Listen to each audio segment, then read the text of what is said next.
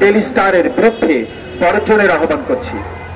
আপনাদের মনে থাকার কথা, এদেশের 95% কেউ 90% বলেন, কেউ 80% বলেন মুসলিম জনগোষ্ঠী। এদেশের কালচার আছে, এদেশের মুসলমানদের সংখ্যাগরিষ্ঠতা আছে, কিন্তু এই দিল্লির প্রেসক্রিপশনে যে মিডিয়াগুলো চলে তারা আমাদের এই ঐতিহ্যকে, আমাদের এই সংস্কৃতিকে তারা ধারণ করে না, বরং এটাকে ধিক্কার জানায়, বিভিন্ন ন্যারেটিভ তৈরি করে। যেমন সর্বশেষ কি হয়েছে, এদেশের মানুষ যখন ঈদের জামাত করছে, ঈদ মুবারক বলে মানুষদেরকে বুকে টেনে নিচ্ছে, তখন প্রথম আলো কি করলো? প্রথম আলো তারাও ঈদ মুবারক জানিয়েছে, কিন্তু ভিন্নভাবে।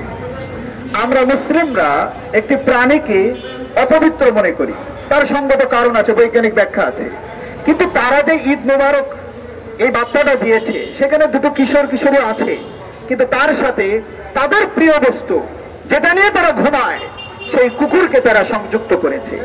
আমরা মনে করি পবিত্র ঈদ উদযাপনে, ঈদ মুবারকের সাথে এই প্রাণীর ছবিটি সংযুক্ত করা, এটা পুরো মুসলিম জাতিকে, মুসলমানকে ব্যথিত করেছে। প্রিয় ভাইরা আমার, প্রথম আলো শুধু এখানেই ক্ষান্ত না, তাদের ইতিহাস যাচাই করুন। তারা কতবার ক্ষমা চেয়েছে, জাতির কাছে করজোড়ে ক্ষমা চেয়েছে। আপনারা জানেন এর আগে একটি কার্টুন তারা প্রকাশ করেছিল। এক মুরব্বী এক শিক্ষার্থীকে বা বাচ্চাকে জিজ্ঞাসা করছে তোমার নাম কি, সে তার সিম্পল নাম বলেছে। তো বলছে না, মুসলমানের নাম তো এমন হওয়া নয়, মোহাম্মদ বললে ভালো হয়। তো সে মোহাম্মদ নামটা যুক্ত করে নাম বলেছে। তার কোলে ছিল বিড়াল, বিড়ালকে আমরা খুব ভালোবাসি। আপনারা জানেন বিড়ালের নামে একজন সাহাবীর নামকরণও আছে। তখন তাকে কি করলো, ওই ছেলেকে আবার ফার্দার প্রশ্ন করা হলো যে তোমার কোলে এটা কি, বলছে এটা তো বিড়াল। তারপরে ছেলে ওই যে মোহাম্মদ শব্দ বলার কারণে সেই ছেলে আবার যুক্ত করছে আমার কোলে হলো মোহাম্মদ বিড়াল। আস্তাগফিরুল্লাহ। এই মোহাম্মদের নামে এত বড় অপমান মুসলমান সহ্য করতে পারে না। মানুষ গড়ে চলতেছিল, বাধ্য হয়ে এই প্রথম আলোর সম্পাদক বাইতুল মুকাররমে করজোড়ে ক্ষমা চাইতে বাধ্য হয়েছিল, কিন্তু তারা অতীত ভুলে নাই, অতীত থেকে শিক্ষা নেয় নাই।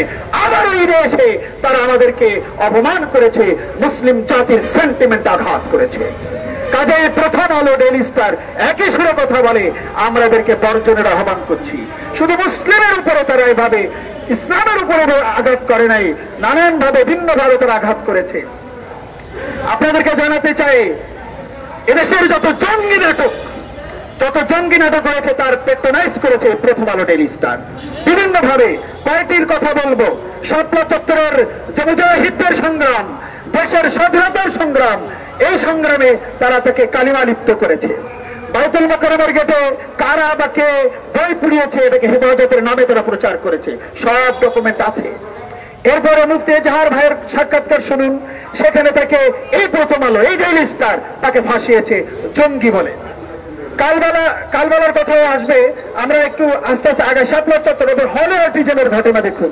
সারা পৃথিবীতে মুসলমানদেরকে